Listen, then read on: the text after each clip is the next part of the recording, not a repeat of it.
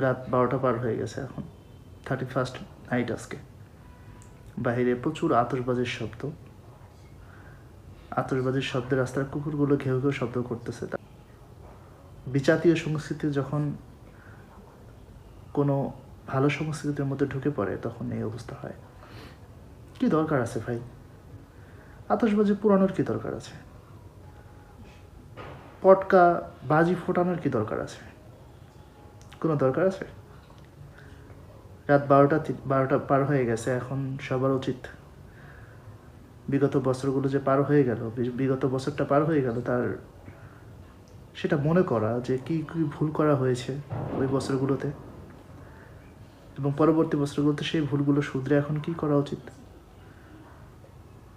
এই বছর যে আমি বেঁচে ছিলাম গত বছরে, তার জন্য শুকরিয়া করে 2 রাকাত নফল নামাজ পড়া উচিত। সামনের বছরে যেন আরও কিছু ভালো হয় তার জন্য সৃষ্টিকর্তার কাছে প্রার্থনা করা উচিত। তা না করে পটকা ফোটানো হচ্ছে, বাজি ফোটানো হচ্ছে, আতশবাজি ফোটানো হচ্ছে।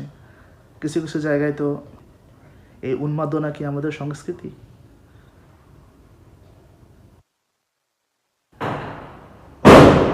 দেখুন কি শব্দ হচ্ছে, মানুষ কিভাবে ঘুমাবে?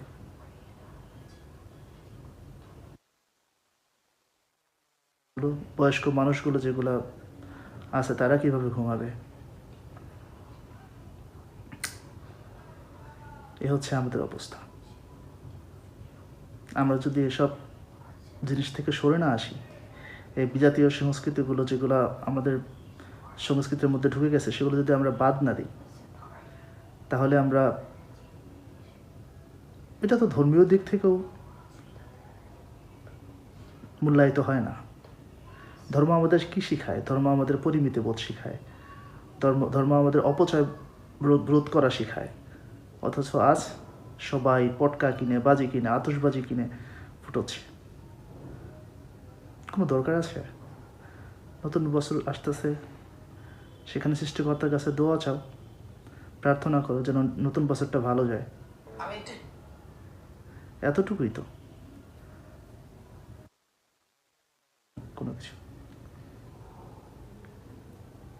আসুন আমরা এসব বাদ দিই।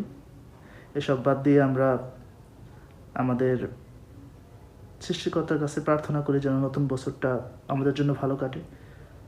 গত বছর চলে গেল, তার জন্য যত প্রকার ভুল ত্রুটি পাপ হয়েছে সেগুলো মোচন করার জন্য আমরা সৃষ্টিকর্তার কাছে প্রার্থনা করি।